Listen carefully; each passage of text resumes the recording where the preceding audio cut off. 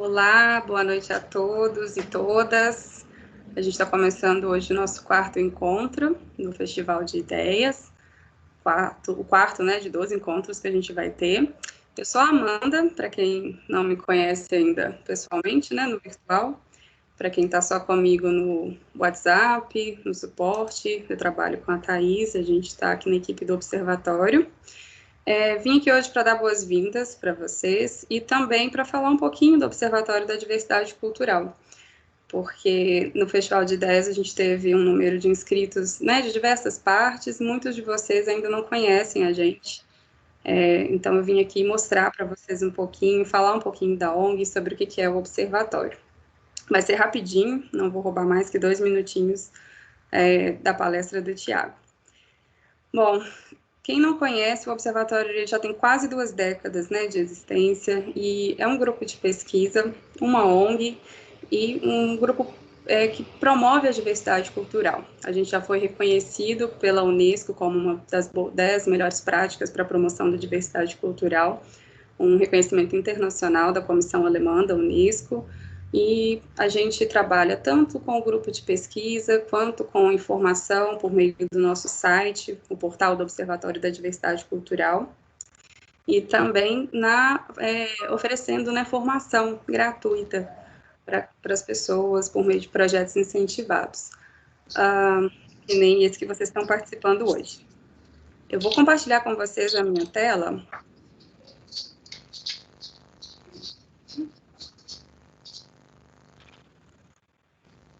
Só um segundinho aqui.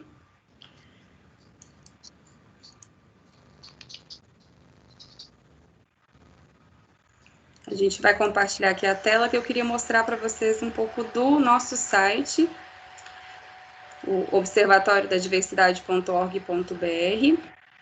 Aqui no nosso site vocês vão encontrar muito conteúdo a respeito da diversidade cultural. A gente publica notícias semanalmente, tanto de conteúdo próprio, quanto a gente veicula, né? A gente passa novamente de outros locais. A gente também divulga aqui para vocês o que está acontecendo na área, eventos que podem ser do interesse, né, das mais diversas áreas de quem trabalha com arte e cultura, os nossos cursos e oficinas.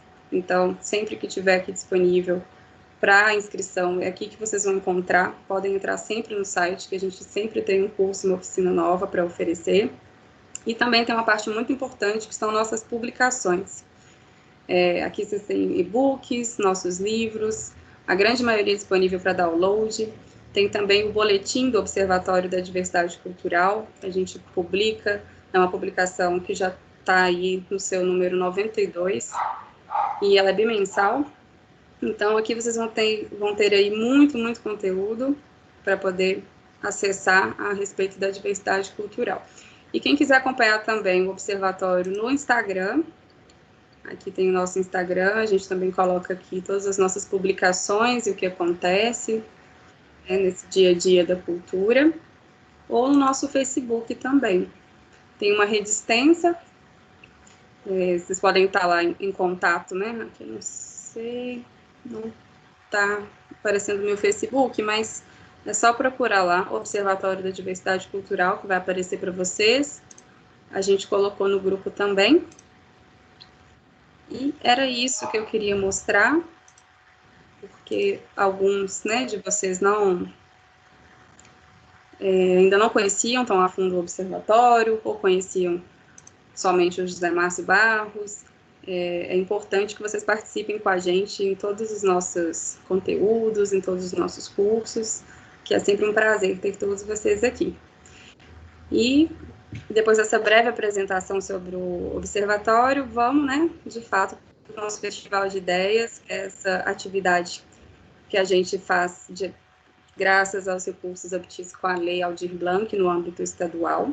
É importante a gente colocar isso, foi uma oportunidade muito bacana poder produzir esse evento para vocês, com esses recursos novos, né, que vieram de uma condição não tão, né, muito ruim, mas graças a isso a gente consegue fazer. E hoje a Rosane está sendo a nossa tradutora de Libras, junto com a Fabíola, que está sempre aqui com a gente. Então, lembrar que quem precisar da tradução em Libras, É só fixar aqui nos 3 pontinhos no canto inferior direito. Vai lá e fixa a Rosane, fixa a Fabíola na tela de vocês, que elas vão aparecer traduzindo toda a palestra em Libras para a gente. Vou dar aqui as boas-vindas novamente ao Tiago, para a gente continuar os nossos diálogos com a palestra de hoje. Obrigadíssimo, Então, Amanda.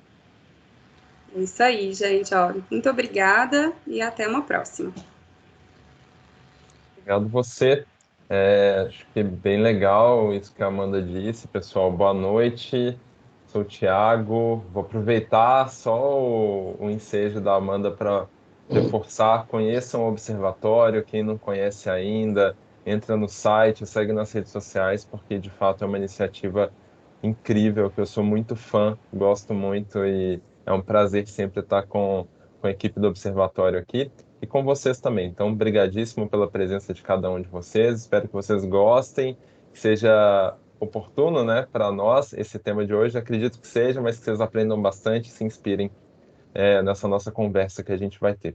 Eu vou compartilhar minha tela para a gente já começar.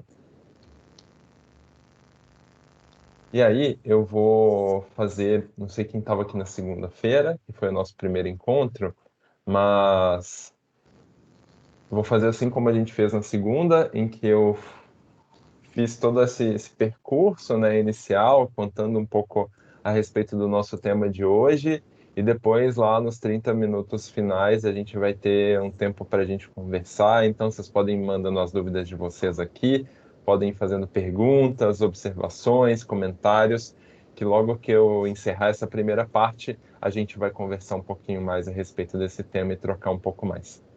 Bom, o tema de hoje está dentro do módulo 2 do festival, né? O festival que nos propõe um pensamento, uma reflexão e uma ação em relação à cultura em tempos emergentes. Nosso módulo é um módulo que está ligado a novos desafios e práticas em gestão cultural. E eu vou especialmente nesse encontro de hoje falar a respeito de modelos solidários e sustentáveis. Como que a gente pode começar a pensar em novos modelos de atuação ou adaptar modelos de atuação que sejam sustentáveis e que funcionem também numa lógica de rede, né, que nos conecte com parceiros, com parceiras, com pessoas, instituições que possam aí seguir junto com a gente para a gente fazer melhor, fazer mais com mais impacto, chegar mais longe, né? Eu acho que tudo isso a gente já entende nos dias de hoje, né? A importância de fato de se trabalhar em rede, né, gente? Acho que não é segredo para ninguém o quanto a nossa prática de colaboração, a nossa habilidade em colaborar uns com os outros torna mais efetivas as nossas ações. Então, mais do que nunca, né, inclusive nesse modelo que nós estamos agora passando por ele, né, nesse momento de pandemia, de isolamento social, a gente entender que rede não é rede só do ponto de vista de rede de computadores, de internet, sim rede de pessoas, né, de conexão de pessoas, de organizações, mas fundamentalmente de pessoas, porque dentro de organizações não governamentais, de empresas, de órgãos de governo, a gente sempre está falando de pessoas. E a conexão com essas pessoas que viabiliza, né, projetos, ideias, iniciativas. Então, hoje a gente vai falar bastante a respeito disso, de entender, né, da gente se inspirar aqui juntos, como a gente pode desenvolver os nossos projetos, como a gente pode adaptar os nossos projetos ou evoluir projetos existentes dentro dessa lógica de torná-los sustentáveis e de torná-los mais solidários, mais conectados com outros agentes aí, com outros nós dessas redes. Bom, quero só fazer um resuminho rápido de alguns temas que a gente vai tratar aqui. A gente vai falar de dinheiro, a gente precisa conversar sobre dinheiro, eu preciso falar sobre isso com vocês. Depois a gente vai falar um pouquinho sobre como que a gente pode pensar, né, em criação de novas fontes de receita, como que a gente pode pensar em novos produtos, de onde pode vir dinheiro novo para fazer com que o projeto seja de fato sustentável, como que a gente pode buscar por recursos, né, e aliados, pessoas que podem nos ajudar, formando essa rede de parceiros.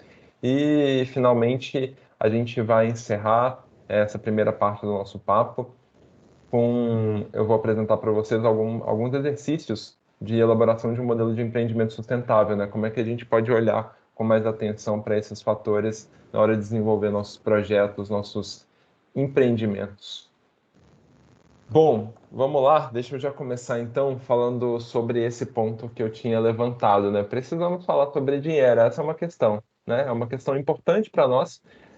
Muitas vezes a gente não tem tanta familiaridade com questões financeiras, não gosta muito desse lado, gosta mais do projeto em si, do propósito, do impacto que o projeto é capaz de gerar. Mas é importantíssimo, né, a gente pensar em relação ao dinheiro, fundamentalmente porque é ele que viabiliza, vindo de projeto de lei, de incentivo, vindo de patrocinador, vindo de taxa de bilheteria, de público. O dinheiro viabiliza a realização desse projeto, a manutenção desse projeto, viabiliza a nossa sustentabilidade individual, né, financeira, para a gente continuar tocando esses projetos. Então, é muito importante a gente falar sobre isso. E aí eu quero propor aqui, rapidamente, 3 reflexões para nós relacionadas a esse assunto, sendo a primeira, como nós estamos lidando com os recursos financeiros dos nossos projetos hoje. A gente realmente para pensar com cuidado a respeito desse tema, a gente busca se organizar do ponto de vista financeiro para entender, poxa, qual é a entrada que eu tenho de dinheiro nesse projeto, de onde vêm esses recursos, esses recursos são suficientes para de fato garantir a manutenção desse projeto, para remunerar as pessoas adequadamente, para me remunerar adequadamente dentro desse projeto. Então, essa é uma primeira pergunta.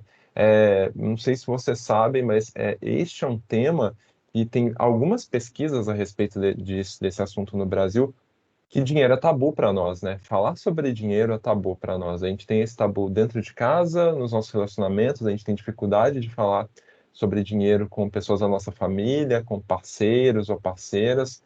A gente tem dificuldade em tratar sobre esse tema de uma maneira transparente, no ponto de vista profissional, seja trabalhando dentro de uma empresa e precisando pedir aumento, seja trabalhando em projeto, em parceria com outras pessoas e dando transparência em relação à remuneração, aos ganhos. Então, este é um assunto que a gente precisa se atentar à nossa necessidade de lidar com ele de uma maneira um pouco melhor, de olhar para ele de uma maneira um pouco melhor.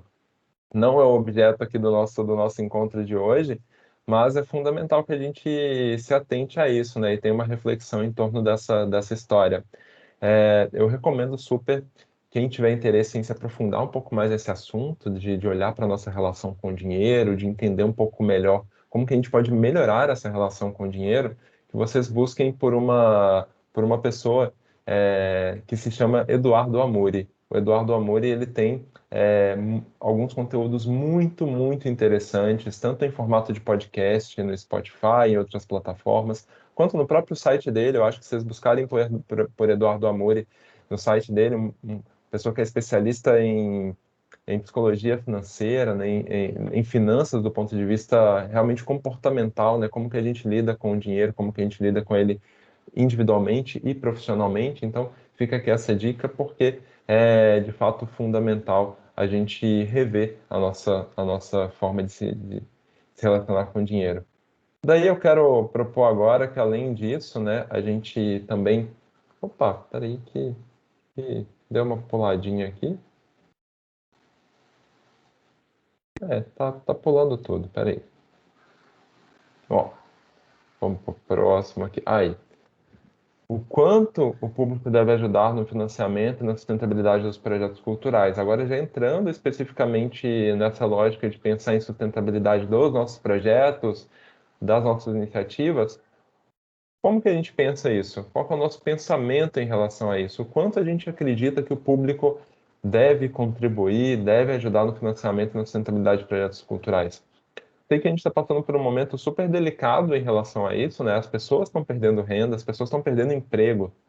Além de redução de renda, a gente tem também, muitas vezes, uma eliminação total da fonte de receita das pessoas, né, hoje no Brasil. Mas, independente disso, a gente pode continuar refletindo o quanto as pessoas hoje, de alguma maneira, continuam investindo, continuam destinando uma parte da renda delas para fins culturais, para fins ligados ao lazer, a entretenimento. Então, assim, desde pensar em coisas como plataformas de streaming como Netflix, o próprio Spotify que eu acabei de citar, de assinaturas, de compra de ingresso para participação de espetáculos, de participação em cursos. Então, o quanto a gente acredita que é fundamental a participação do público no financiamento e na sustentabilidade dos projetos culturais? Eu não tenho uma resposta pronta, tá? É uma reflexão mesmo para a gente pensar um pouco a respeito disso, porque tem pessoas que defendem visões diferentes, algumas vezes antagônicas, algumas vezes complementares em relação a esse assunto, por um lado, você pode pensar, poxa, mas é importantíssimo dar acesso à cultura para o maior número de pessoas possível, e isso significa, na maior parte das vezes, ser acesso gratuito, as pessoas poderem acessar gratuitamente. Eu concordo com essa visão. Eu acho que é fundamental mesmo a gente ter possibilidades, né, de acesso à cultura, a bens culturais, a projetos culturais, sem ter que pagar nada por isso. É de fato bem importante que a gente possa ter isso, para a cultura não se tornar algo é, ligado a privilégio, ligado a uma estrutura da sociedade hoje relacionada a ganhos financeiros, né? Então, assim, só você só vai ter acesso à cultura se você pode pagar por ela. Não acreditamos nisso, eu acredito que vocês não acreditam nisso, eu também não. Mas, por outro lado, a gente também pode pensar que se as pessoas pagam por entretenimento, por atividades de lazer, será que elas também poderiam pagar pelos nossos projetos, pelas nossas ideias, por aqueles produtos e serviços que a gente cria? Também acho que sim. Se ela tem disponibilidade financeira para isso, acredito também que sim. Então, para as duas partes, por isso que eu disse, eu não vejo que são ideias excludentes nem antagônicas, elas podem ser vistas como ideias complementares. Por que não pensar, inclusive, no modelo híbrido, né, em que você tenha uma parte do público que pode pagar, uma outra parte do público que não pode, ou uma parte do público que paga um pouco mais e uma outra parte que paga um pouco menos? São reflexões que a gente pode fazer aqui em torno desse tema, mas que a gente também eu estou falando sobre isso para a gente também não se colocar numa postura de achar que só tem um lado, de achar que só tem uma resposta, e sim abrir, né, a cabeça e abrir, ser um pouco mais flexível para pensar em alternativas e possibilidades, para inclusive dialogar com pessoas, né, e ouvir das pessoas aquilo que faz sentido para elas. Porque pode ser, por exemplo, tenta fazer esse exercício. Pensa se você perguntasse para o público dos seus produtos, dos seus serviços culturais.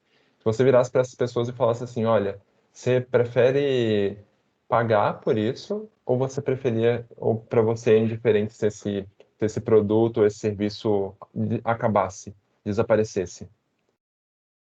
Muitas vezes as pessoas ou muitas pessoas, dependendo do teu produto ou serviço, seu projeto, ser muito relevante para essas pessoas, né? E aí isso é um trabalho nosso, tornar esse projeto, tornar esse produto tão relevante para as pessoas que elas virem, não, por favor, se eu tiver dinheiro e puder contribuir, eu vou contribuir.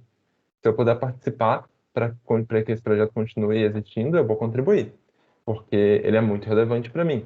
Então, a gente pensar também nessa possibilidade, né?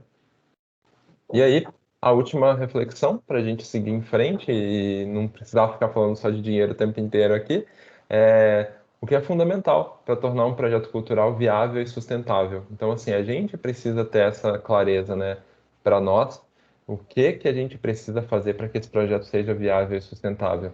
Será que é só apenas a gente inscrever e pleitear esse projeto dentro das leis de incentivo e buscar patrocínio via as leis de incentivo, ou a gente precisa encontrar outros caminhos, outras possibilidades para que a gente tenha fontes de receita, caso uma falte, a outra esteja lá, ou que sejam complementares e permitam que a gente crie projetos com mais impacto, por exemplo.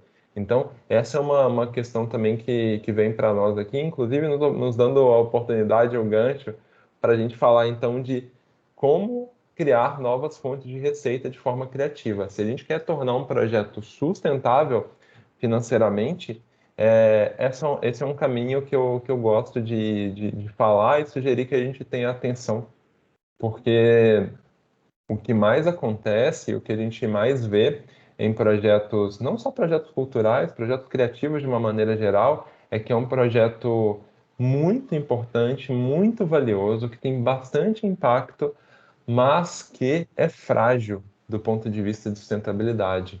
Ele corre muitos riscos o tempo inteiro de ser descontinuado. Vocês devem ter experiências relacionadas a isso, né? De ver ou o próprio projeto de vocês ou projetos que vocês conhecem que está o tempo inteiro na corda bamba, né? Correndo esse risco de repente, meu Deus, a gente não tem mais dinheiro para trocar esse projeto. O caixa está vazio, a gente não tem condição mais de seguir em frente.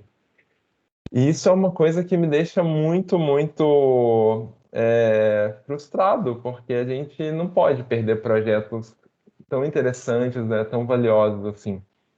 Eu já vi tantos projetos incríveis desaparecerem em função disso que a gente precisa de fato se atentar que, por mais que a gente não queira discutir dinheiro, por mais que a gente não goste dessa parte de pensar como nesse planejamento, né, e pensar nesse outro lado, a gente gosta de executar, a gente gosta de ir lá e fazer, a gente gosta de gerar esse impacto, de transformar, de acessar as pessoas, de oferecer cultura de qualidade para elas.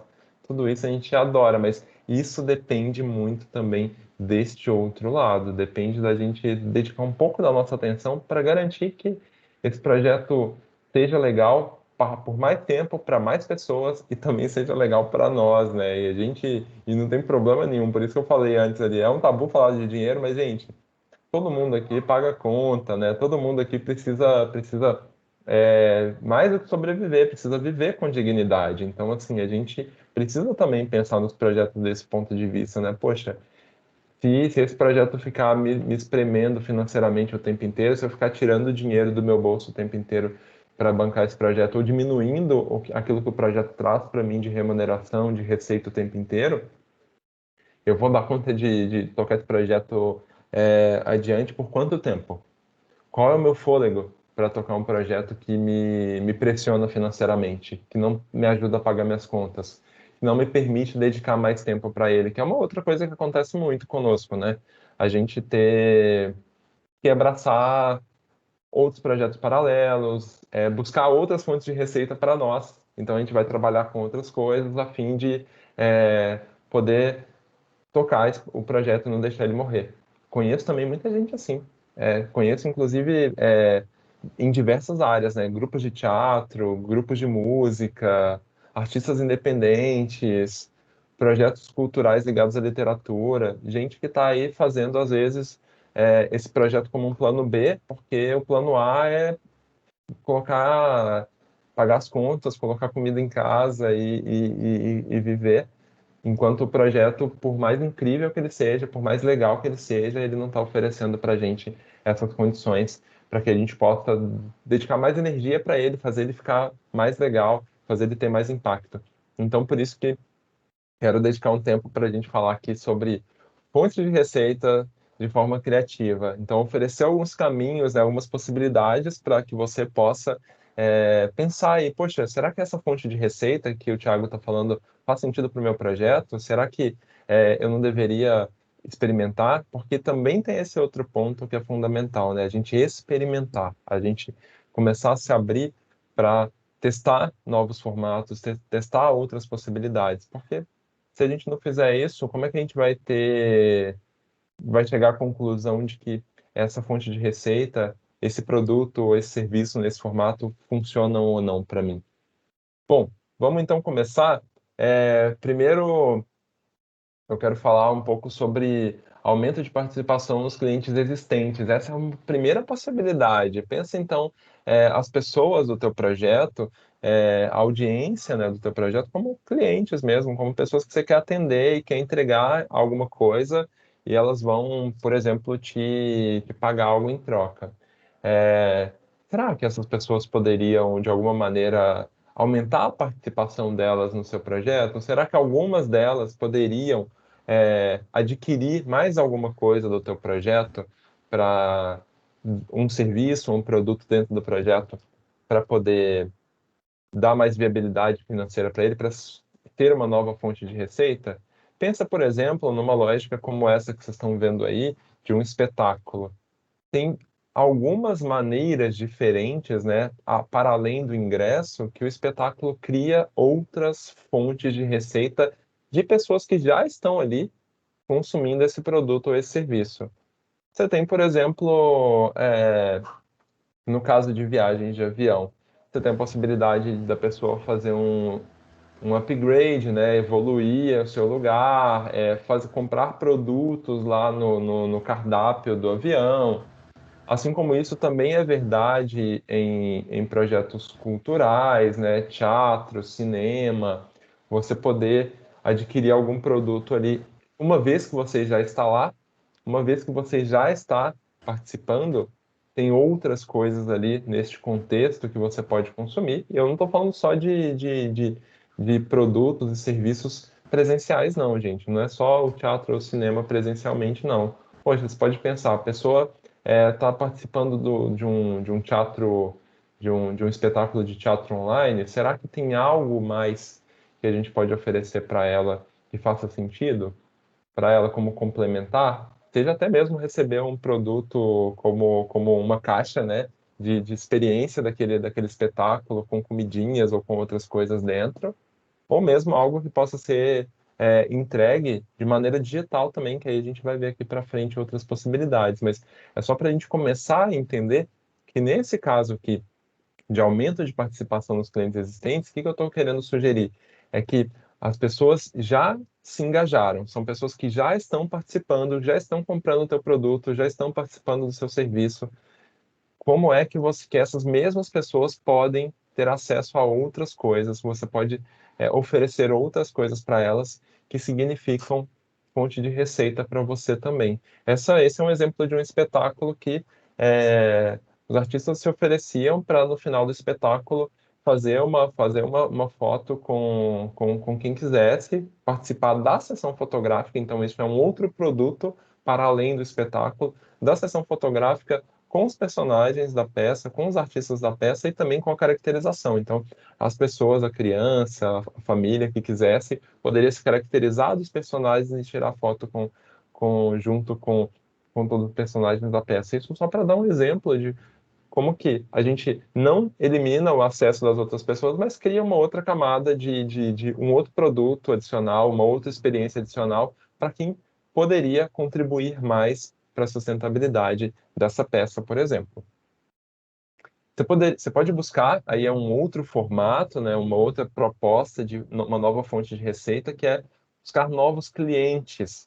Então, assim, poxa, será que tem jeito de eu fazer a mesma coisa que eu faço, com pequenas adaptações e oferecer para outros públicos diferentes do que eu ofereço hoje? Então, aí é um exemplo de uma peça de teatro em shopping. Você tem novos produtos, por exemplo, que você pode oferecer, criar novos produtos baseados no seu produto atual, no seu serviço atual, que complementa a experiência, que oferece outras possibilidades aí dentro dessa experiência, né? Você pode ter, por exemplo, uma adaptação de um novo produto que é teatro para executivos, um curso de teatro para executivos, a mesma companhia de teatro, o mesmo grupo que tem lá as peças, podendo criar um novo produto de teatro para executivos, por exemplo. Então, assim, a mesma pessoa ou a mesma equipe, o mesmo time que faz um clube da leitura pode oferecer uma mentoria individual de escrita para as pessoas do clube, ou pode oferecer uma outra possibilidade que é ter uma assinatura de livros, que são os livros do clube, em parceria com uma livraria, e a livraria repassa uma parte da receita dos livros para o próprio clube para o clube de leitura e de escrita. Então, você começa a perceber aí que tem possibilidades quando a gente começa a pensar, poxa, quais são as opções? Então, a gente viu já três opções aqui de será que eu tenho alguma coisa a mais que eu posso oferecer para as pessoas que já estão? Será que eu posso oferecer para públicos diferentes o mesmo serviço, o mesmo produto? Ou seja, às vezes você está fazendo para o público geral, mas você pode oferecer dentro de empresa. Às vezes você está fazendo para crianças, você pode oferecer dentro de escola. E dentro de escola que eu estou falando agora, de novo, pode ser que você está fazendo para crianças virtualmente, atendendo a esse público que paga para participar da peça, virtualmente, né, assistir ao vivo o espetáculo, como você também poderia estar oferecendo o mesmo produto para escolas que estão pensando agora, poxa, o que que a gente vai fazer de Dia das Mães? O que que a gente vai fazer de Dia dos Pais? O que que a gente vai fazer de Semana das Crianças virtual que seja interessante, seja atrativo, seja criativo para as crianças? Todos esses pontos são pontos para a gente pensar, né? Aqui também, só para exemplificar aquilo que eu falei para vocês, ó, do curso de teatro para executivos, é algo que existe, está sendo demandado, né? Pessoas, executivos que querem falar melhor em público, mas, Thiago, estamos num momento de pandemia. As pessoas querem continuar falando melhor em público? Claro, com certeza. A gente está aqui o tempo inteiro fazendo reunião virtual, fazendo conferência, né? As pessoas querem ter uma desenvoltura melhor, ter uma expressão corporal, ou pelo menos gestual e facial melhor. E quem poderia, melhor do que atores de teatro, ensinar isso para essas pessoas, por exemplo? Então, é uma possibilidade de novo produto, sem dúvida nenhuma. Dentro do teu negócio, dentro da tua área de atuação, dentro aí dos produtos e serviços que você tem, quais poderiam ser os novos produtos que você poderia criar? Quais são os novos mercados que você poderia atingir? Então, é sempre essas duas perguntas, né? Eu posso ter um novo produto para as mesmas pessoas, para o mesmo perfil de público, ou eu posso ter um produto que eu já tenho para públicos diferentes. Aí é aquela parte que eu falei, de fazer esse exercício, de olhar para as possibilidades, né? De falar assim, poxa, peraí, tem então caminhos aqui diferentes mesmo para traçar, né? Para trilhar. Arte a serviço da comunicação, esse ateliê teatro, por exemplo, também faz isso, né? Também propõe atividades, serviços ligados à comunicação. Você pode melhorar a sua comunicação através da arte. Então, é atingindo também novos mercados, pessoas quem não precisa se comunicar melhor hoje, quem não quer se comunicar de uma maneira melhor hoje. Então, também é um novo mercado, uma nova possibilidade. Novos canais de venda é uma outra coisa que a gente às vezes pensa pouco, né, gente?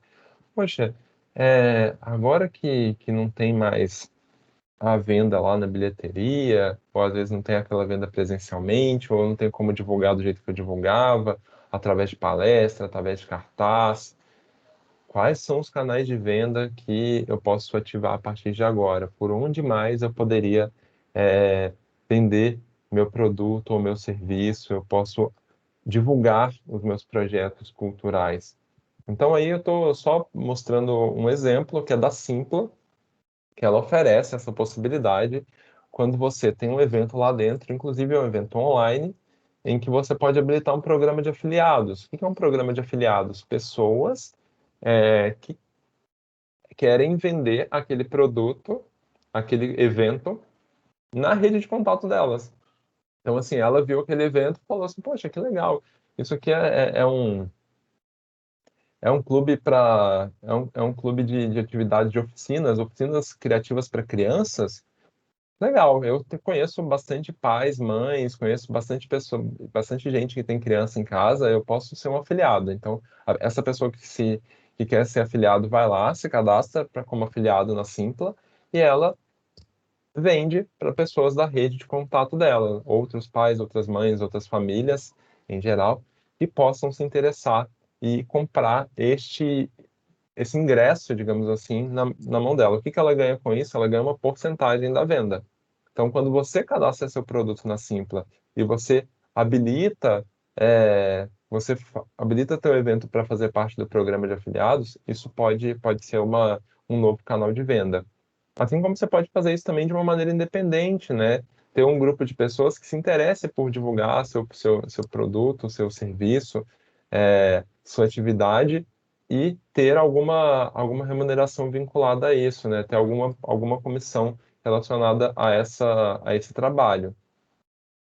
Como é que a gente pensa em todas essas possibilidades, gente? De onde vêm esses pensamentos? Como que a gente pode fazer para de fato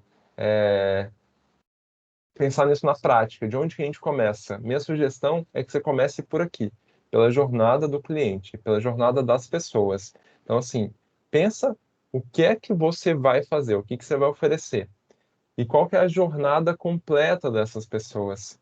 Por que que a gente vai pensar isso? E daqui a pouco eu falo mais detalhadamente em relação a essa jornada. Qual que é o nosso objetivo com isso? É porque na hora que a gente mapear tudo bonitinho ali da jornada completa, poxa, então tá. Deixa eu entender.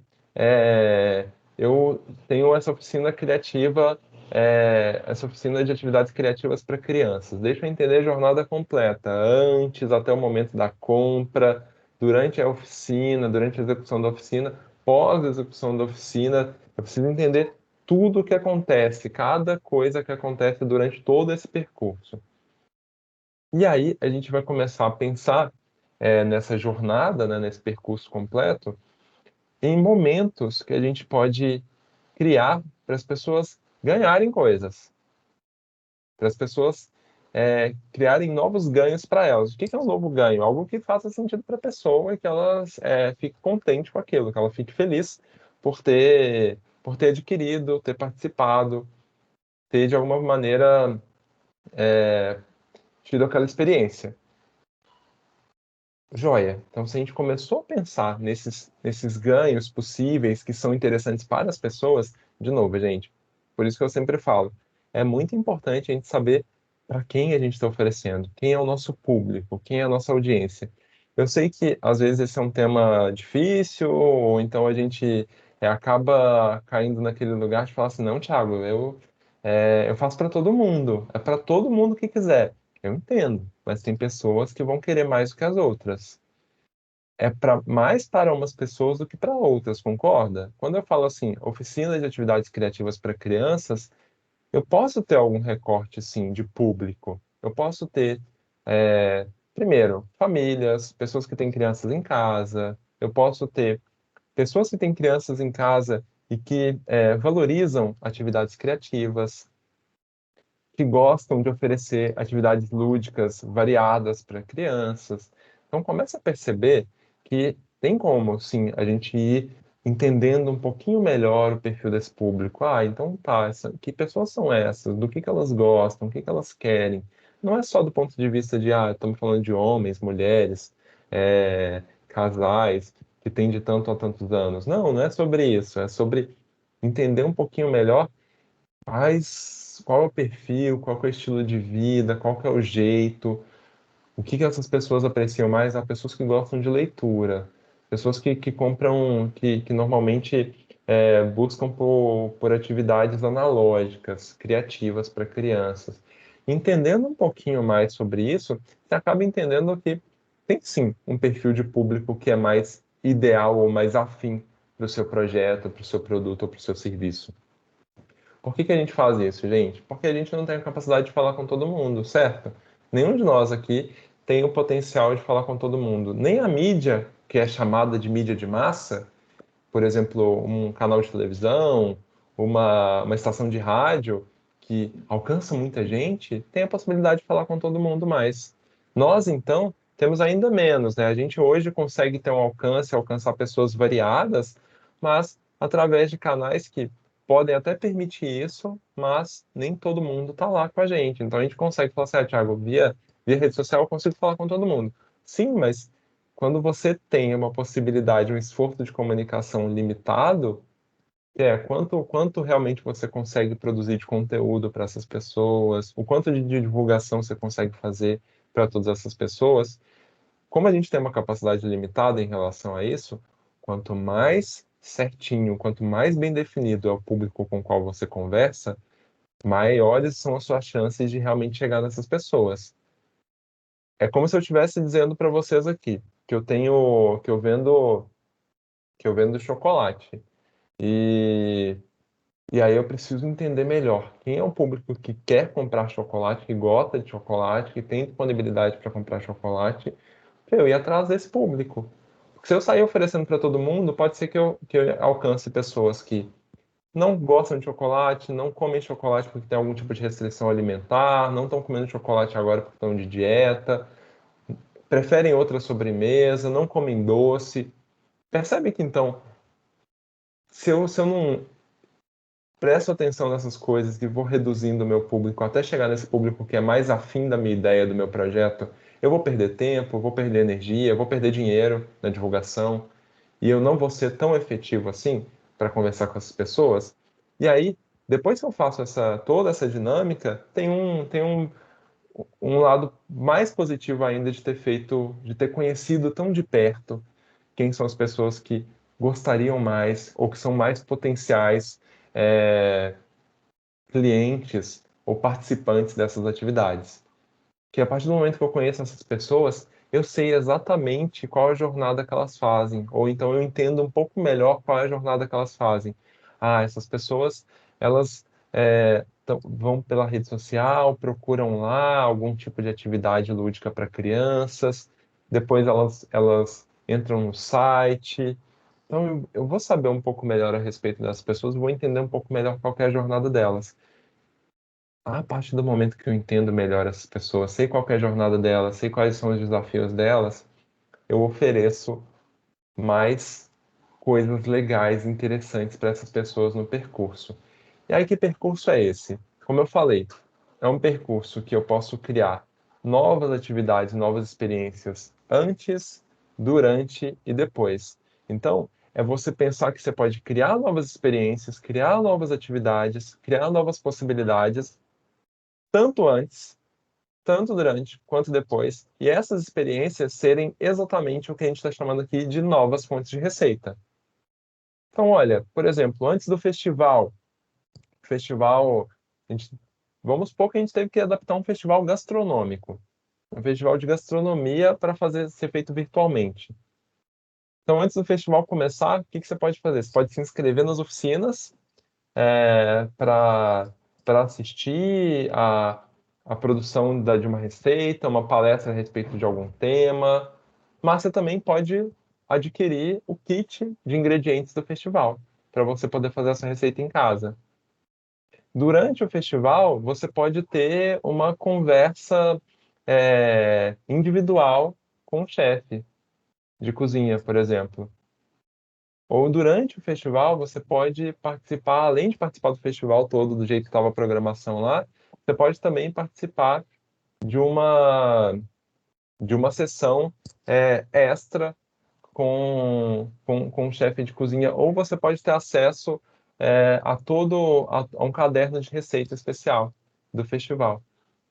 Assim como depois também, você pode ter outros ganhos. Esse caderno de receita do festival poderia ter sido feito depois, né? Ou então você poderia ter vídeos com uma plataforma só com os vídeos desse festival que está disponível para outras pessoas que não puderam participar ao vivo do festival, mas que querem participar depois, ou que querem só ver uma aula específica, ou ver um, uma receita específica de algum desses chefes. Então, assim, tudo isso, a partir do momento que você mapeia o seu festival gastronômico inteiro, o seu projeto inteiro, a sua ideia inteira, você começa a pensar em possibilidades de coisas que poderiam ser ativadas com as pessoas durante esse percurso e que você não ativou. Thiago, você está falando só para o público final? Não. A gente pode pensar também nessas possibilidades relacionadas a patrocinadores, por que não? A empresas, marcas que queiram patrocinar esse festival, e a gente vai criar mais possibilidades para elas patrocinarem lugares, elementos, partes diferentes desse festival. Então, poderia ter uma marca patrocinando o kit que é enviado para a casa das pessoas. Então, assim, pode ser que um dos produtos lá dentro, que foi incluído lá dentro, seja dessa marca patrocinadora. Ou então, a receita que está sendo, o caderno de receita que está sendo disponibilizado é um caderno de receita que é patrocinado por uma marca específica. Então, aquele patrocinador aqui assina o caderno de receita depois do festival. Você pode pegar, por exemplo, vou pegar as principais palestras do festival e vou fazer uma série de podcasts. Esse podcast pode ser tá lá no Spotify, esse podcast é disponível para todo mundo e é patrocinado por um outro patrocinador. Então, quando você começa a olhar para toda a riqueza que você produz ou que você pode produzir no seu projeto, no seu produto, no seu serviço, você vai ampliando as possibilidades. Tiago, mas eu vendo produto, eu vendo artesanato. Bom, isso se aplica também? Se aplica também. Pensa na possibilidade de uma pessoa que tá comprando contigo uma peça de artesanato e você poderia se associar a uma outra pessoa, uma outra artesã, um outro artesão e oferecer um kit. Fala assim, olha, você pode comprar essa peça separada ou você pode comprar esse kit aqui. Ou então uma pessoa que já comprou, está lá, já finalizando a compra da sua peça artesanal, por que não oferecer para ela também um cartão produzido artesanalmente por um artista, por uma artista? Então, é disso que a gente está falando, vocês percebem? Quando eu estou falando aqui de pensa algo que você já está vendendo para essa pessoa. Agora pensa se existe algo complementar que você pode oferecer para ela que vai ser útil igualmente. A pessoa está dando um presente, está comprando como presente para alguém. Se ela está comprando como presente para alguém, faz sentido ela comprar um cartão também? E um cartão que combine com aquele presente? Se é uma peça artesanal tão incrível, tão legal, tão preciosa, que tem uma história por trás, que ela comprou com essa história, inclusive, será que um cartão que conte a mesma história, ou que seja próximo, não faz mais sentido do que ela ter que depois comprar um cartão qualquer em uma papelaria, por exemplo? Eu acredito que sim, né? E assim, durante o uso, por exemplo, na hora que chega para ela em casa, pode ser que você tenha criado uma experiência ali super legal de mandar uma tagzinha junto com aquele artesanato, e aí tava lá na tag que veio junto, dentro da caixa lá de presente do artesanato, uma caixa linda e tal, com uma tag falando assim, olha, esse produto é feito por artesãs do norte de Minas, inclusive, se você quiser saber mais e até participar de um workshop que elas dão online para te ensinar a fazer bordado, você pode participar. Entra nesse site aqui e saiba mais. E se você for lá e fizer isso, você tem aqui esse cupomzinho de desconto que você pode aplicar e participar com desconto dessa oficina de bordado que essas artesãs do norte de Minas fazem. Vocês percebem que é quando a gente começa a pensar na jornada inteira e falar assim, o que mais que essa pessoa poderia querer ganhar? O que mais que a gente poderia oferecer para essas pessoas?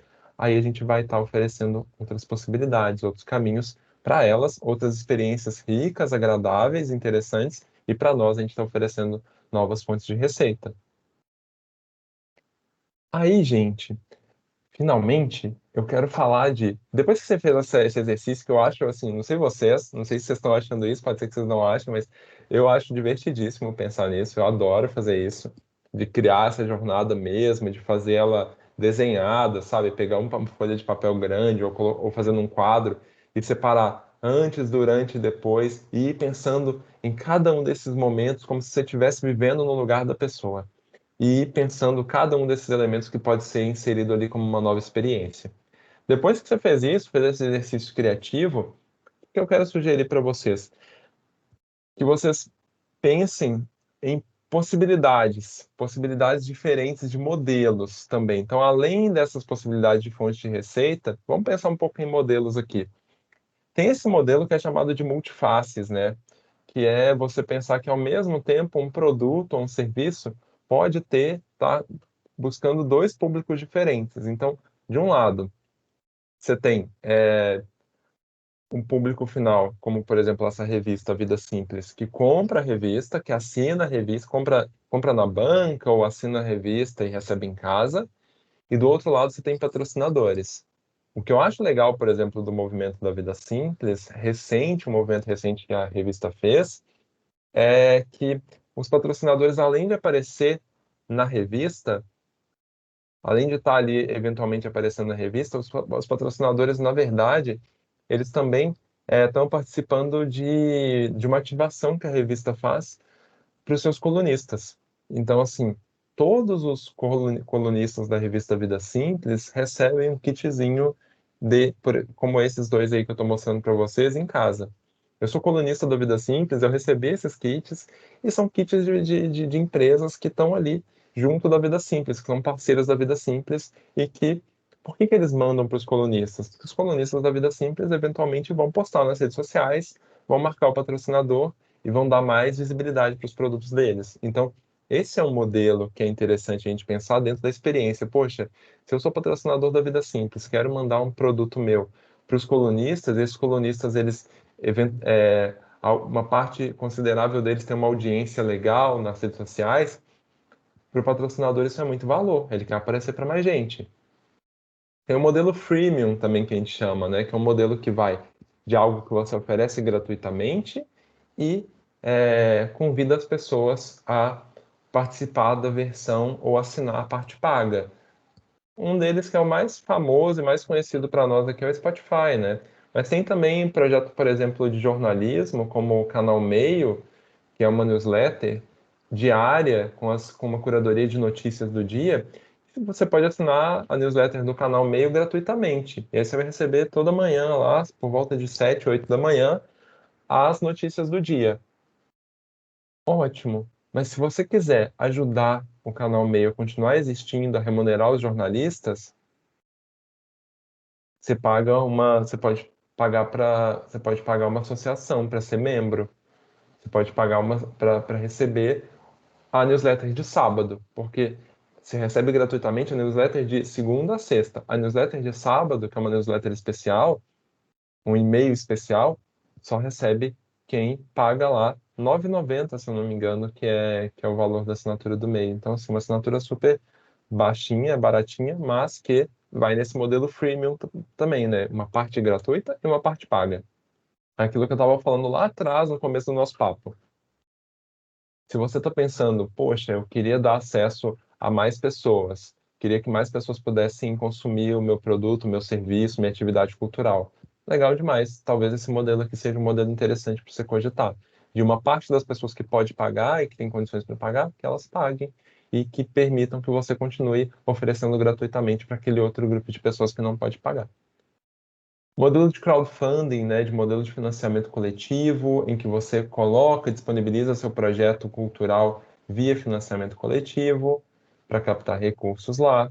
Então, para as pessoas poderem participar e contribuir com o seu projeto. Isso é um modelo, gente, um jeito de olhar para projetos hoje culturais que também é muito legal, né, das pessoas quererem que o projeto exista, querer que ele venha, que ele ganhe vida, querer que ele seja sustentável. Então, o modelo crowdfunding é muito relacionado a isso. Tem um modelo similar, que é crowd demanding, que a gente chama de é um modelo das pessoas demandarem que algo aconteça. Então, queremos é uma plataforma que é um exemplo disso, né? Das pessoas falarem, poxa, a gente quer esse show. Então, eles só viabilizam um show quando muitas pessoas falam dizem que querem esse show. Assim como a gente pode criar uma oficina que tem essa lógica. A oficina só vai ser de fato executada, desbloqueada, quando 50 pessoas falarem que querem participar. Então, esse é um modelo de as pessoas demandam e só depois que elas demandam você cria. Aí tem outros modelos que eu vou passar rapidamente por eles, para a gente não se alongar tanto aqui nessa etapa, mas de, por exemplo, pessoas que podem, um modelo de pessoas que estão oferecendo o seu trabalho conjuntamente, né, numa plataforma como Get Ninjas, ou de crowd learning, que as pessoas vão lá para aprender juntas também alguma coisa. Então, assim, esse curso só vai acontecer mesmo se todas as 10 vagas forem preenchidas. Então, também é uma lógica de crowd, né, de coletivo, de ser compartilhado. Então, assim, você compartilha com o público a existência daquele projeto, a existência daquele produto, daquele serviço. Só se as pessoas realmente se engajarem é que ele vai acontecer. Por que que esse modelo é interessante? Porque você valida o quanto as pessoas querem aquele produto, aquele serviço ou aquela iniciativa. Se elas querem de verdade, se elas gostaram muito, se elas gostaram de verdade, elas vão contribuir para que aquilo exista. É um pensamento diferente daquele que eu ofereci para vocês no início do nosso papo, né? De as pessoas pagarem para você continuar existindo, que é as pessoas pagarem para que esse projeto ganhe vida. O modelo de marketplace, né, que a gente pode pensar realmente num modelo em que vários projetos estão dentro desse marketplace, vários produtos estão dentro desse marketplace, que é super interessante também da gente pensar do ponto de vista de rede, né? Será que eu não tenho uma rede de projetos que eu posso criar, o que eu posso conectar, o que eu posso fazer parte, em que as pessoas acessem mais diretamente ali e estejam todos esses produtos ali como se fosse um cardápio mesmo, uma possibilidade de opções que tem muito mais força, que tem muito mais audiência para as pessoas. Tem uma iniciativa aqui em BH, por exemplo, de economia criativa, né, dentro do Mercado Novo, que são uma série de novos negócios, negócios criativos que foram criados no Mercado Novo, que é um mercado que a gente tem aqui no centro de Belo Horizonte. além deles terem os canais próprios de divulgação, cada negócio tem o seu, então cada restaurante, cafeteria tem o seu próprio canal de divulgação, eles têm um canal conjunto, que é o canal que é lá o perfil, por exemplo, no Instagram, que chama Velho Mercado Novo, em que todos eles são divulgados ali. Então, a audiência desse canal é maior do que dos outros. Então, quando você cria espaços como esse, mais compartilhados, mais coletivos, você amplia a possibilidade de conversar, né, de dialogar com mais pessoas. Esse é um modelo de negócio social que eu acho super interessante também, que é a Ciranda de Sole, que é um projeto daqui do interior de Minas, é, e que faz dessa maneira aí bonecas, né, artesanais, produzidas artesanalmente por artesãs, costureiras, em que a cada boneca vendida, outra é doada para uma criança que não pode comprar. Então, ela segue esse modelo de negócio social que a causa está lá no coração do projeto. Então, assim, para cada venda, a gente tem uma doação. Então, o nosso impacto é tão grande quanto a nossa receita. Isso é super legal, né, como modelo de negócio social. Para quem não conhece essa terminologia, né, negócios sociais, recomendo super que vocês deem uma pesquisada a respeito disso. Vai abrir aí um outro leque, um outro horizonte quando a gente pensa num negócio que, ao mesmo tempo, ele tem lucro e impacta ao mesmo tempo. Modelo de assinatura, então, assim, o podcast, né? Eu estou trazendo o exemplo do podcast Mamilos, que oferece para as pessoas assinarem. As pessoas podem consumir o podcast gratuitamente? Podem. Se você acessar lá no Spotify, no Deezer, qualquer plataforma de podcast, você vai conseguir ouvir o podcast Mamilos. Mas, se você quer que ele continue existindo, ele é tão relevante para você, olha lá como é que elas anunciam. Venha ajudar a construir pontes. Então, assim, você vai assinar o projeto mensalmente para fazer com que ele continue sendo útil, relevante, valioso para todas as pessoas. E aí tem aí as recompensas, olha, que elas oferecem. Então, na verdade, é uma recompensa só, R$ 9 ou mais por mês, você vai conseguir ter acesso a uma coisa a mais, que é uma curadoria exclusiva ali, que elas entregam para as pessoas que estão participando. Você recebe lá sexta-feira, no seu e-mail, uma newsletter, um e-mail com uma curadoria de temas, de links legais, interessantes que tem a ver com o que o Mamilos fala no podcast. Basicamente é isso.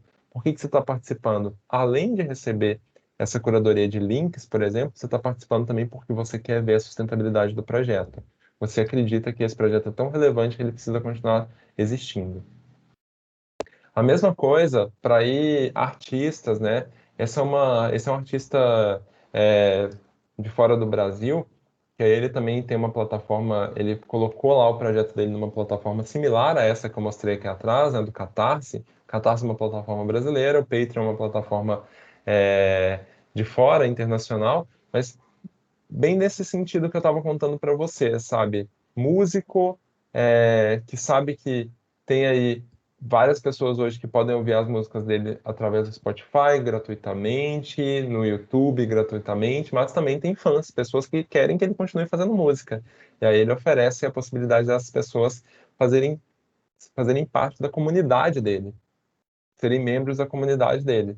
E aí, olha só, ele tinha o objetivo de ter 4.000 pessoas, já estava com mais de 3.700, e essas pessoas, eu não vou mostrar o vídeo, gente, porque para não passar o horário, mas depois se vocês quiserem dar uma olhada, o nome dele é Peter Hollins, então vocês podem procurar por ele lá, vocês vão achar esse vídeo, que é um videozinho que vou passar um pouquinho, e aí depois eu retomo aqui. Mas essas pessoas todas que vocês estão vendo lá no fundo da tela são pessoas que são membros da comunidade, que são fãs que querem que ele continue fazendo o trabalho dele e que ele incluiu essas pessoas no videoclipe.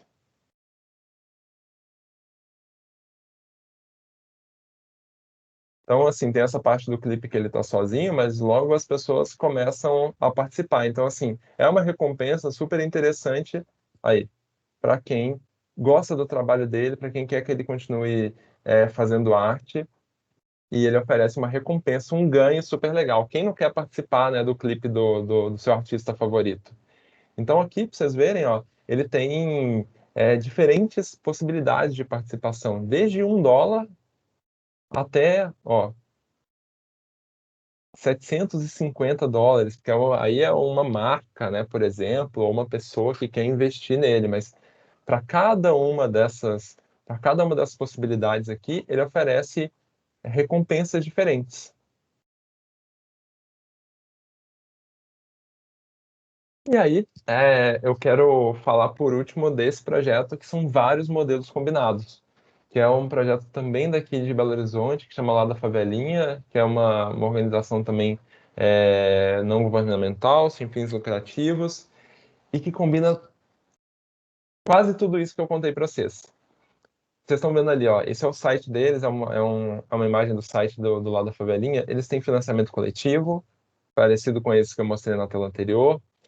Eles têm produtos próprios que as pessoas podem comprar, eles têm oficinas, eles têm um show agora, um programa que é ao vivo, toda semana, via YouTube, que tem patrocinadores. Então, percebem que eles combinaram diferentes modelos. Eu recomendo super quem não conhece para conhecer, quem conhece para olhar por esse lado, para fazer para estudar o lado da favelinha por esse lado, de quais são todas as fontes de receita que eles conseguiram agrupar e reunir num único projeto, combinando para que eles tenham cada vez mais possibilidade de atuação, cada vez mais impacto e consigam cair um patrocínio, não tem problema, tem um financiamento coletivo. O financiamento coletivo está rendendo menos, está vendendo mais produto, então essas fontes de receita vão equilibrando as contas aí no final, né? E finalmente, como eu tinha falado para vocês, agora já finaleira, para a gente poder conversar e eu ver o que vocês têm perguntas, vocês têm comentários aí. Quais são os passos depois, né, de fazer tudo aquilo que eu tinha falado antes lá, de olhar para as possibilidades, de reunir as ideias, né, de pensar em novas fontes de receita, naquela jornada que eu mostrei para vocês, de pensar nesses diferentes modelos, né, refletir um pouco a respeito deles. Que eu recomendo que vocês possam fazer? Pensar em rede de parceiros. Então, assim, poxa, quem mais que eu poderia trazer que esse projeto poderia fazer sentido e que poderia enriquecer esse projeto, essa ideia? Lembra que eu falei lá? Você tem N possibilidades de fazer isso. E, de repente, você tem um produto e uma pessoa que oferece um workshop que pode ser oferecido para quem já compra esse produto. E pode ser um parceiro, não precisa ser necessariamente você.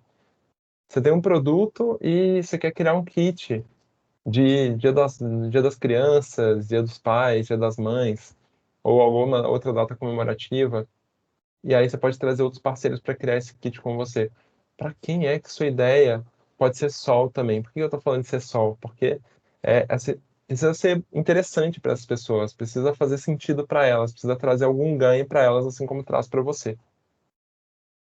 Quando você pensar então nesses parceiros, né, que podem ter mais ou menos ganhos aí como planetas que estão mais ou menos perto do Sol, né, recebem mais ou menos luz e calor do Sol, você vai pensar, minha sugestão é que você pense o que esses parceiros, né, oferecem e o que eles recebem em troca.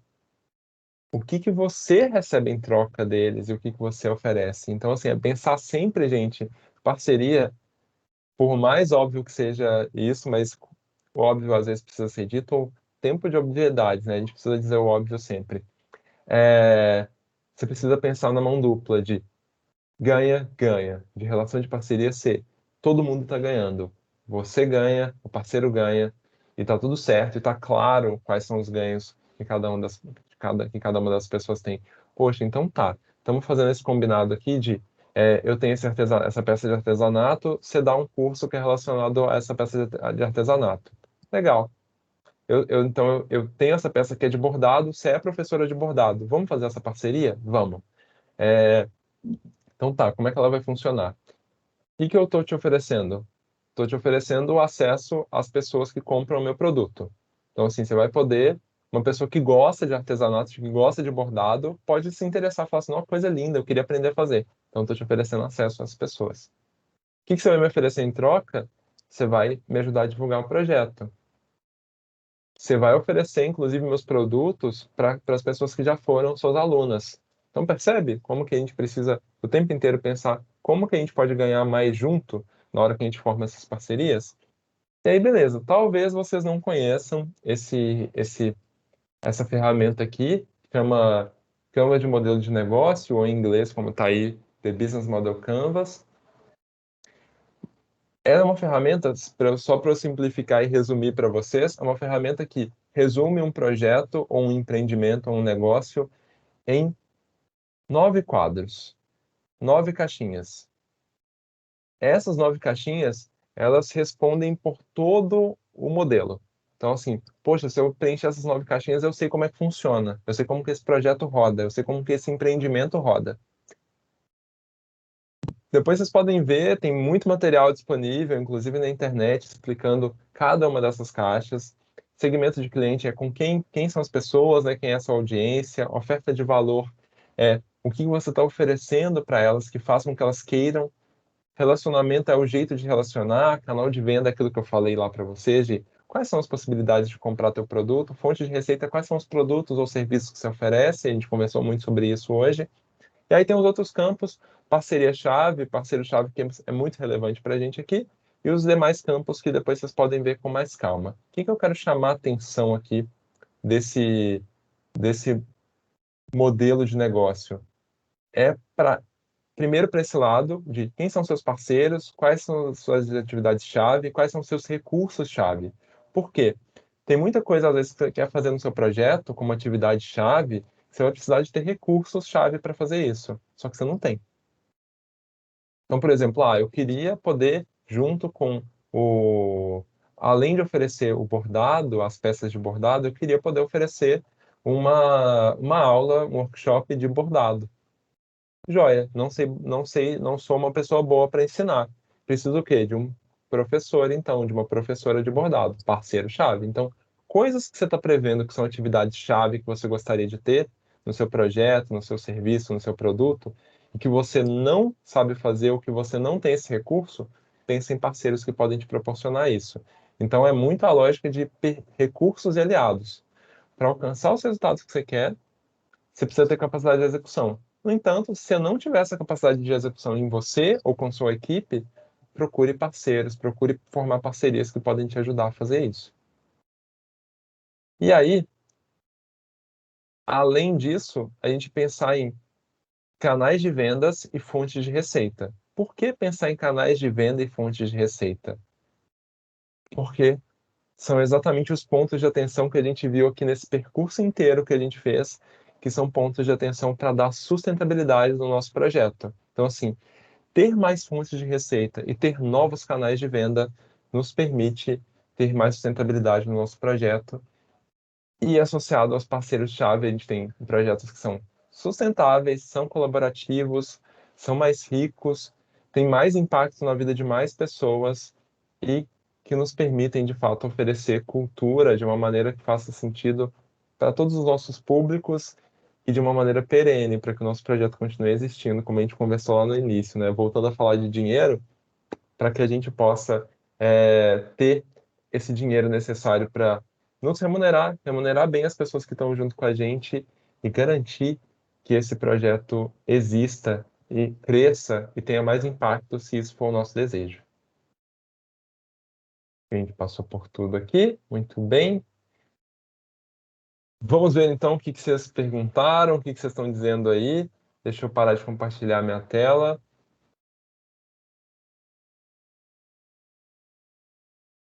Finalizar aqui. E deixa eu ver aqui se a gente tem comentários.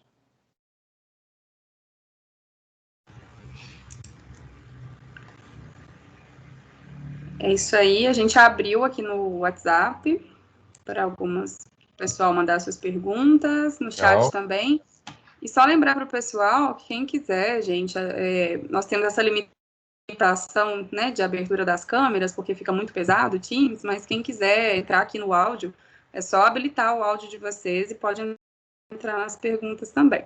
Aí, caso mais de uma pessoa entre ao mesmo tempo, a gente pede só para, né, esperar, mas a gente pode interagir por aqui também ao vivo. Perfeito, perfeito.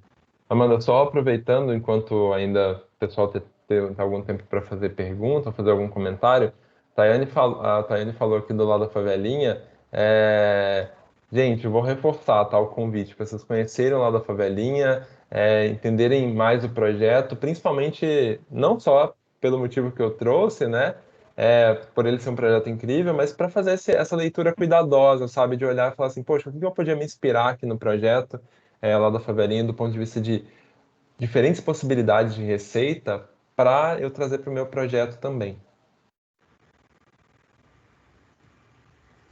Legal.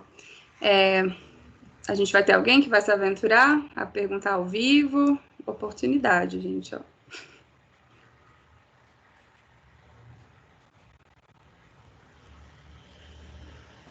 Olá, posso perguntar? Pode Pode, claro, sim. fica à vontade. Quem é que tá falando? É Luiz Alberto. Estou gostando Vai lá, Luiz muito aqui Alberto. do curso, tá? Que eu estou fazendo está sendo muito importante para mim participar das palestras. Está sendo bem útil, né? Bom, eu sou assim um jeca total, né? O jeca total sou eu, né? Então, assim, agora com essa pandemia, né, eu trabalho, né, com produções, né, já tem um tempo, né, e tive agora, recentemente, 2 projetos cancelados por causa do lockdown, que já estava marcado do teatro, né, e, assim, realmente me deu, assim, uma baixa muito grande, de primeiro ter que vencer eu próprio, né, e ter energia para começar a me movimentar na internet realmente de fato, né? Então eu sinto assim uma certa dificuldade, né, de como, por exemplo, montar, né, vamos dizer assim, eu estudei canto lírico muito tempo no Rio de Janeiro e tudo, então até lembranças e trabalhei com teatro, então de montar um curso online, né, para poder dar esse passo. Então eu fico assim um pouco perdido. Então eu gostaria de saber assim o que você me aconselha assim para dar para fazer esse início, porque isso eu nunca fiz. Perfeito, Luiz, perfeito. Luiz, eu sugeriria, assim, primeira coisa que eu recomendo é separar um pouquinho e pensar nas suas habilidades, nas suas competências, o que que você sabe fazer, e a partir desse pensamento, você começar a pensar, poxa, o que dessas habilidades, desse meu talento, dessas minhas competências, eu poderia transformar em algo que eu possa oferecer para outras pessoas. Pensa na lógica de valor mesmo. O que você sabe fazer, o que você tem como possibilidades, como recursos, e que você pode transformar em valor para outras pessoas. Então, assim, poxa, o que as pessoas estão buscando hoje que a minha competência, as minhas habilidades podem ajudá-las a fazer? Então, por exemplo, quando eu vejo uma jornalista que trabalhou a vida inteira em redação, né, trabalhou a vida inteira escrevendo para redação de jornais, revistas, e ela entende que hoje as pessoas estão precisando escrever melhor, as pessoas estão buscando se comunicar melhor através da escrita, seja porque ela precisa ter uma escrita criativa para vender seus projetos e produtos, seja porque no trabalho dela ela está tendo que se comunicar muito mais de forma escrita a partir de agora, por que não ela oferecer algum tipo de trabalho nessa área, né?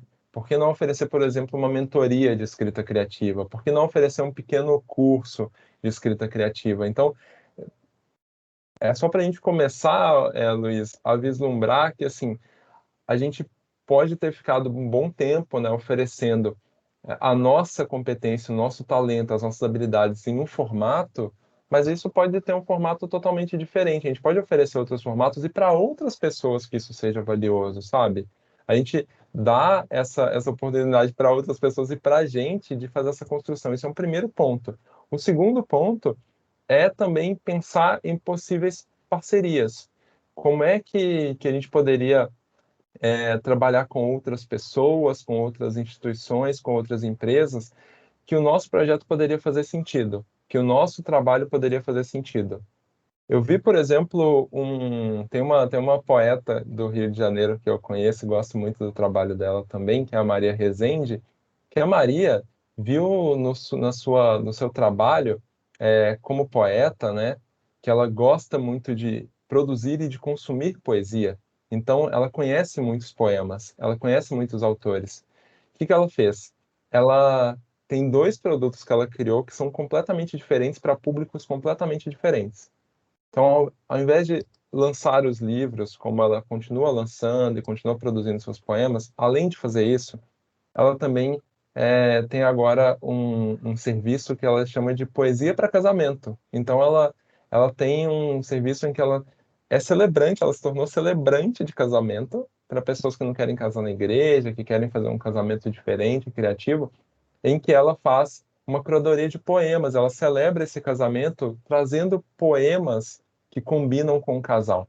Isso é uma coisa que ela faz. A outra, ela faz essa mesma, uma coisa semelhante, né? Mas obviamente não com essa lógica de cerimônia e de festividade, mas para empresas que querem trazer também poemas para inspirar seus colaboradores em eventos da empresa. Então, ela oferece esses 2 produtos hoje completamente diferentes da atuação dela como escritora, mas que ao mesmo tempo ela se utiliza de habilidades que ela tem, dessa competência que ela tem de escrever poemas e de ter um repertório vastíssimo a respeito de poemas de diversos autores de diversas épocas. Então, assim, a empresa pede para ela, por exemplo, Maria, a gente queria que você trouxesse poemas relacionados à organização, à equipe, a um trabalho conjunto com atividades coletivas e compartilhadas, para as pessoas se formarem mais como um time mesmo. Ela consegue fazer essa curadoria de poemas e oferecer para a empresa. Então, assim, é pensar em possibilidades suas, primeiro, como esses exemplos que eu estou dando, e pensar em possibilidades de parceiros que você pode agregar. Então, a Maria, por exemplo, hoje tem parceria com celebrantes, né, ou com cerimoniais, desculpa, celebrante não, celebrante é ela, com cerimoniais de eventos, tanto corporativos quanto de eventos festivos, como casamentos, para poder oferecer esse produto conjuntamente, porque enriquece o portfólio também desse cerimonial. O cerimonial pode falar assim, olha, você que quer uma cerimônia criativa, a gente tem essa celebrante aqui, que é uma celebrante que celebra com poemas.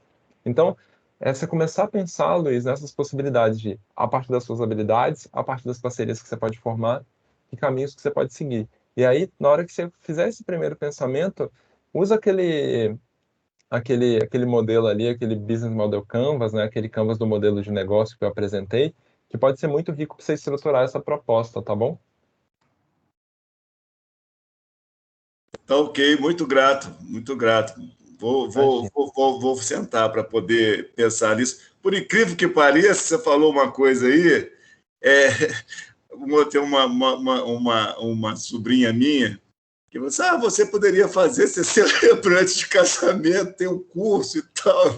Eu ouvi aquilo ali, eu falei assim, eu fiquei meio. Porque eu, inclusive, tinha um amigo meu, e foi muito engraçado, que ele chegou aqui em casa, ele com a esposa dele, aí ele falou assim: não, é porque, sabe, nós estamos aqui em casa, nós só viemos aqui, que a gente quer conversar com você, porque a gente é budista, mas não é, a gente é espírita, mas não é, a gente é católico, mas não é.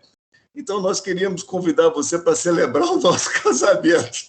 Olha aí. Foi uma coisa que eu nunca pensei na minha vida, né? Fui ser celebrante de casamento, e eu já fui celebrante de casamento. Aí, há pouco tempo, essa minha sobrinha falou assim: olha, você quer fazer um curso para ser celebrante de casamento? Eu fiquei assim, meio... Mas agora, com essa sincronicidade aí, eu já vou rever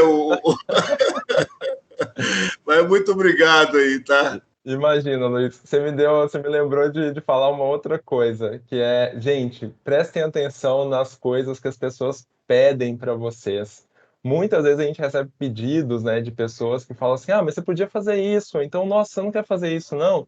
Porque a pessoa olha para você e enxerga competências, habilidades que às vezes você não está enxergando com esse olho, com esse olhar, né, de falar assim, poxa, não é que eu tenho essa habilidade mesmo, não é que eu tenho essa competência mesmo, então, assim, não é que vocês têm que ir lá e fazer exatamente o que a pessoa está falando, mas prestem atenção, escutem com atenção e reflitam a respeito. Poxa, por que será que essa pessoa está me perguntando se eu poderia fazer isso? Por que será que essa pessoa está me perguntando se eu não dou aula? Porque às vezes você tem lá, né, seu trabalho, igual eu falei, seu projeto, e a pessoa está te perguntando, poxa, mas você não dá aula de teatro? Você não dá aula de música? Você não dá aula de escrita? Você não tem interesse em montar um clube de escrita? Então, assim, é esse tipo de observação, de comentário que as pessoas fazem, às vezes a gente deixa passar, né? Não presta atenção e pode ser uma pista, né, de algo que pode ser significativo para as pessoas e para a gente também. Deixa eu seguir aqui. Val falando, bacana sua fala, eu acho importantíssimo como planejamento para projeto pensar em sustentabilidade. Fico pensando o quanto foi rica a sua fala sobre a corresponsabilidade entre propor e receber o produto. Pode ampliar mais esse pensamento aí? Posso. Se eu entendi bem, foi naquele momento em que eu disse sobre financiamento coletivo, né, da parte das pessoas quererem participar e fazer junto, né, se corresponsabilizarem pela existência daquele projeto.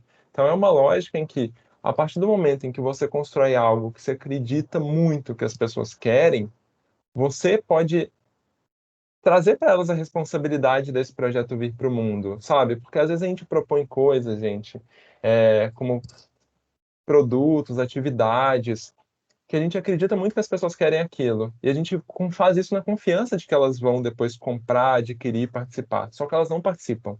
Elas não compram, elas não adquirem. A lógica do fazer coletivamente é inverter essa história. É você testar primeiro se elas realmente querem, para depois você executar, para depois você realizar.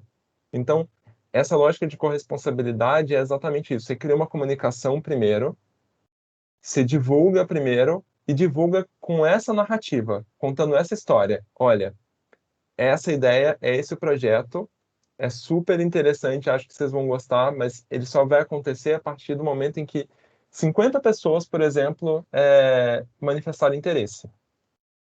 Isso é quase uma lógica de game, né, de jogo, de você pensar, você sabe aquela lógica dos games que hoje, inclusive, eu falei sobre isso na segunda-feira, é muito bom reforçar, né, que cada vez mais essa lógica de games toma a nossa vida, né, de interatividade, de querer participar. Então, assim, é como se você estivesse desbloqueando uma fase, desbloqueando algo que te interessa. Então, assim, gente, isso só vai acontecer, isso só vai existir se vocês participarem. Que é a lógica que eu estava contando para vocês, que eu falei rapidinho do Queremos, né?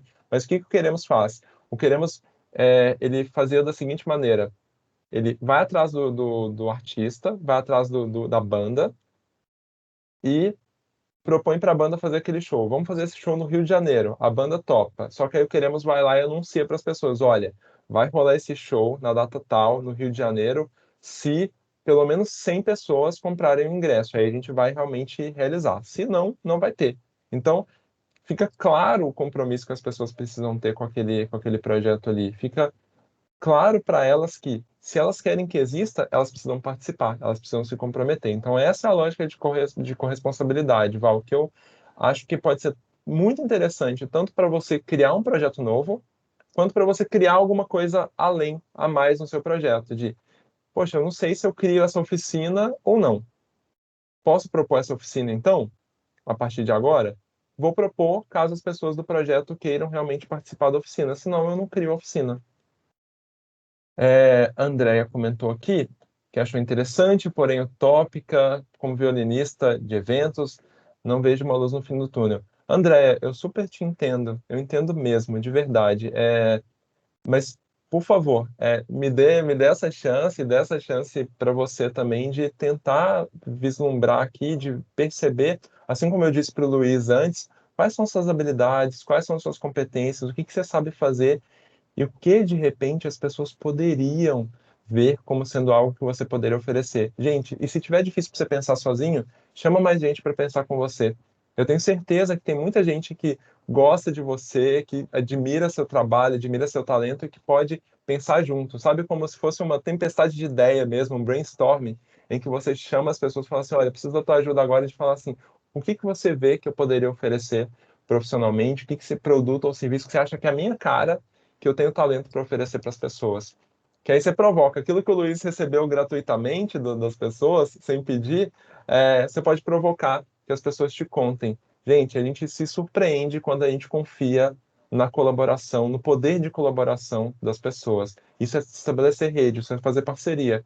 É chamar pessoas para conversar, seja individualmente, seja em grupo, mas faz esse exercício também, para que você tenha essas possibilidades. Quando a gente não tem luz no fim do túnel, a gente chama a gente que pode ter uma lanterninha aí no bolso para ajudar e contribuir com uma luz para a gente, tá, André? Espero que te ajude, de verdade.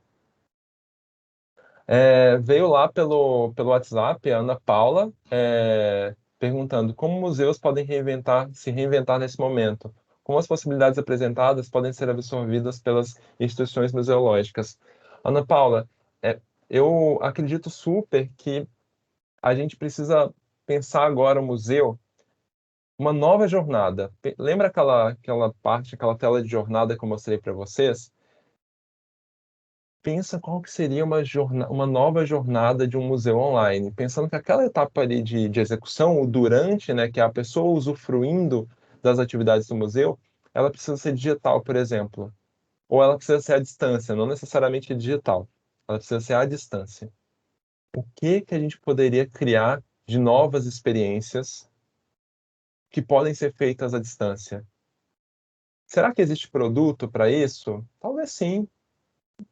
Um jogo da memória para crianças que participavam das atividades educativas do museu, um quebra-cabeça para crianças que participavam das atividades educativas do museu, um percurso virtual,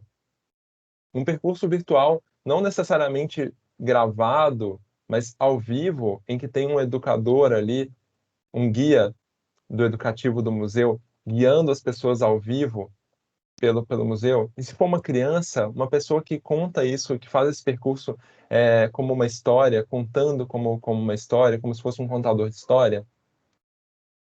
Será que a gente pode pensar atividades igual, por exemplo, tem um museu aqui de BH, de Belo Horizonte, que faz não só de BH, eu acho que é uma atividade de vários museus, que você pode ir no museu à noite. Então, assim, e aí cria uma outra experiência, né? As crianças vão com a lanterna, vão com o mapa, vão descobrir os mistérios do museu. Será que a gente pode oferecer essa atividade de alguma maneira online?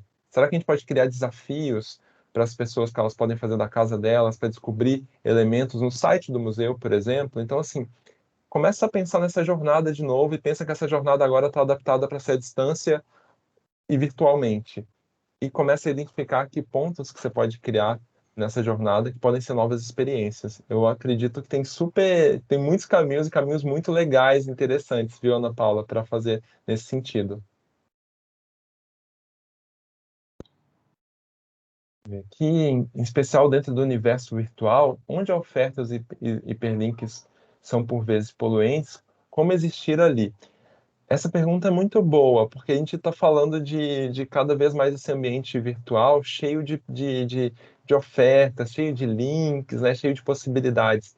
Por isso que eu falei, gente, saber com quem você está conversando e começar a conversar diretamente com essas pessoas e começar a construir uma pequena comunidade com essas pessoas faz muito sentido. Eu conheço, por exemplo, uma pessoa que oferece meditação online e ela criou uma comunidade gratuita, duas pessoas, na verdade, criaram uma comunidade gratuita para que essas pessoas possam participar dessa comunidade de práticas gratuitas fora daquele barulho todo lá do ambiente virtual, do Instagram, do Facebook, e sim numa comunidade virtual pequena que acontece via WhatsApp.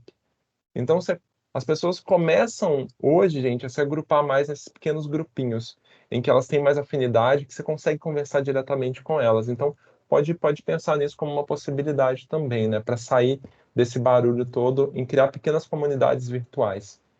Que pode ser via WhatsApp, via Telegram, via e-mail, né, via grupo no Facebook, por exemplo. Tem diversas possibilidades aí hoje. O Jonathan está dando uma dica aqui legal, essa série Canvas lá do Sebrae, né, Jonatas? Boa dica, pessoal. Ó, pode ir lá e entrar nesse link que o Jonatas está passando do Sebrae, porque ajuda vocês a preencherem cada um daqueles campos do Canvas ali que eu disse para vocês. Dânia perguntou também, pegando o gancho com a primeira pergunta, tem uma oficina de 40 horas já gravada, direcionada para formação básica em música, voltada para professoras de educação infantil. Ainda não tinha pensado em monetizar com ela. Eu vejo a possibilidade, mas não o caminho. Você tem uma dica? Tenho, Dânia. Faz o seguinte, dá uma olhadinha em plataformas de curso à distância, para cursos gravados como o seu, como a Hotmart, e vai lá e entra na parte de treinamento mesmo, que eles oferecem vídeos de cursos gratuitos para te ensinar a criar esse produto. Já que você já tem essa oficina, olha que legal. Você já tem uma oficina toda gravada que você pode oferecer online e agora só te falta a plataforma. Procura plataformas como essa, estou falando uma, Hotmart, que é uma plataforma que eu uso, que lá eles têm diversos cursos, diversos artigos, diversos vídeos te ensinando o passo a passo para poder colocar seu vídeo, colocar seu curso na plataforma. Pode ser a deles, pode ser de outras pessoas, mas a deles é uma plataforma muito grande, então tem muito material educativo lá disponível gratuitamente. Thiago, como pronuncia o nome, por favor, da plataforma? Desculpa, eu estou ouvindo bem baixinho. Como é que eu pronuncio o nome da plataforma? Ah, eu vou escrever aqui no chat. Hotmart. Raiz, você escreve, por favor, no WhatsApp para mim? Ah, beleza. Perfeito, gente. Deixa eu ver aqui. É... Andréia também fazendo um comentário aqui. Legal. É isso, né, gente? Acho que a gente respondeu tudo, não foi? Deixa eu ver. Ah, não, desculpa. Eu pulei um. O que sugerir aos circenses nesse momento? Fazer para sua sobrevivência? Essa é a pergunta da Jocelyne. O que fazer, o que nos sugerir ao circense nesse momento para a sua sobrevivência? Gente, eu recomendaria esse mesmo passo a passo que eu falei, de pensa a jornada, o que as pessoas continuam buscando entretenimento, as pessoas continuam buscando diversão, à distância, em isolamento, dentro das suas casas. O que a gente pode oferecer nesse sentido? Na segunda-feira eu até mencionei aqui um grupo de teatro que tem feito apresentações virtuais, né? E tem feito até comemorações de datas especiais com crianças. Aí a criança conversa com o personagem conta uma história para ela. Então, assim, pensar nessas possibilidades, o que a gente pode oferecer para as pessoas que estão dentro das suas casas, não estão podendo ir para os lugares, mas continuam buscando lazer, buscando entretenimento. Crianças, então, gente, vocês sabem, né? Muitos de vocês que convivem com crianças dentro das casas de vocês sabem o quanto hoje está sendo difícil para as crianças lidar com a pandemia, sem escola, né? Sem atividades em ambientes abertos, sem poder ter outras atividades de ir à praça, ir aos parques. O que essas crianças podem fazer? E o circo tem diversas atividades que são lúdicas, são criativas, são super atraentes, são super interessantes e que as crianças podem estar querendo, né? Loucas para fazer isso. Como que a gente pode oferecer? Minha grande pergunta não é o que os circos podem oferecer, porque eu acho que eles têm muito a oferecer. A grande pergunta é como? Qual é o formato que é possível agora para chegar até essas crianças? Então pensa lá naquela jornada que eu acho que vai fazer muito sentido. Nilson, a transversalidade da cultura pode ser aproveitada em projetos em relação à produção cultural, a troca de experiência entre gêneros culturais diferentes? Super, Nilson, super, porque assim, pensa que é essa história que eu estava falando agora. As pessoas, às vezes, que consomem cultura são as mesmas, né? Nós somos as mesmas pessoas consumindo diferentes formas de cultura. Literatura, música, dança, teatro, cinema. Será que se a gente não se associar com essas diferentes formas e oferecer, por exemplo, de uma maneira conjunta, a gente não vai atingir muito mais pessoas? A gente não vai chegar a muito mais pessoas?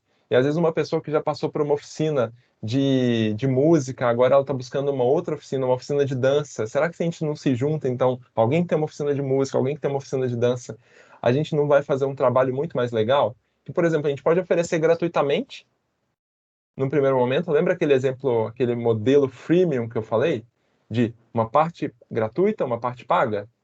Você pode ter, então, um modelo em que vocês oferecem gratuitamente para as pessoas uma aula que combina música e dança, e depois vocês oferecem para essas pessoas a possibilidade de fazer a oficina de um, de outro, ou fazer uma formação completa, em que ela pode fazer tanto música quanto dança, e ter um pacote que tem um desconto, por exemplo, ou que tem uma possibilidade extra ali, como um bônus, que vocês podem pensar juntos. Então, eu super acredito que a gente pode pensar em projetos transversais mesmo, né, que combinem diferentes manifestações culturais, porque as pessoas, no final das contas, podem querer sim mais de um projeto, querer mais de uma manifestação cultural. Acho que agora eu respondi todo mundo? Sim, respondi todo mundo. Gente, agradeço super mais uma vez, espero que tenha sido rico, que ofereça de fato caminhos, né? Como eu disse, Eu sei o quanto esse momento é desafiador para todos nós, mas o quanto também a gente pode pensar nesses caminhos aí, verdadeiramente, dá uma refletida. Convido vocês a refletirem mesmo com tranquilidade, para ver se, a partir dessas ideias, essas provocações de hoje, a gente não consegue aí pensar em possibilidades. Obrigado ao Observatório da Diversidade Cultural, e agora aproveitando aqui a presença do Zé Márcio, né, para agradecer mais uma vez essa oportunidade de estar com vocês, que é sempre muito rica e é sempre um grande prazer estar aqui. Obrigado, viu, gente? Exato. Eu já estava aqui há mais tempo te ouvindo. Eu queria só, mais uma vez, te agradecer, querido. Sua participação no Observatório é sempre muito importante, muito positiva, né? E a gente acaba estabelecendo uma relação, né? Assim, enquanto às vezes a minha abordagem é muito crítica, muito pessimista, né? Você tem essa pegada, né, da crítica, mas sempre apontando algumas alternativas, algumas saídas, né? E acho muito bacana. Eu queria te agradecer em nome do Observatório mais uma vez a sua participação, tá bom? Imagina, eu que agradeço, Zé. Obrigado a todos vocês, obrigado à equipe, obrigado aos tradutores de Libras que nos acompanharam aqui, obrigadíssimo a todo mundo que participou. Legal, um abração. Abraço, gente. Tchau, tchau. Boa noite.